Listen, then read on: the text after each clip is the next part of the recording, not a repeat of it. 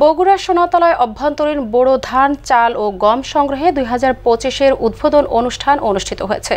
মঙ্গলবার সকালে সোনাতলার এলএসডি এর ভারপ্রাপ্ত কর্মকর্তা জালাল উদ্দিন সর্দারের সভাপতিত্বে অনুষ্ঠানের উদ্বোধন করেন। সোনাতলা উপজেলা নির্বাহী অফিসার স্বীকৃতি প্রামাণিক জাহিদুল ইসলামের রিপোর্ট। এবার বোরো মৌসুমে সোনাতলা উপজেলায় ধান 675 মেট্রিক টন ও চাল 2500 মেট্রিক টন সংগ্রহের লক্ষ্যমাত্রা নির্ধারণ করা হয়েছে।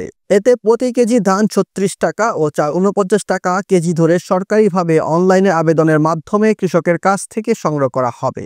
এ সময় উপস্থিত ছিলেন উপজেলা খাদ্য নিয়ন্ত্রক শাহ মোহাম্মদ শাহিদুর রহমান, হরিখালী এলএসডি কর্মকর্তা আবু সাইদ খন্দকার, উপজেলা কৃষি officer Sohrab Hossain, Sonatala auto major and husking চাউল কল মালিক সমিতির সভাপতি সিরাজুল ইসলাম, সাধারণ সম্পাদক আবুল কালাম আজাদ, যুগ্ম সাধারণ সম্পাদক মাহফুজুল করিম প্রমুখ।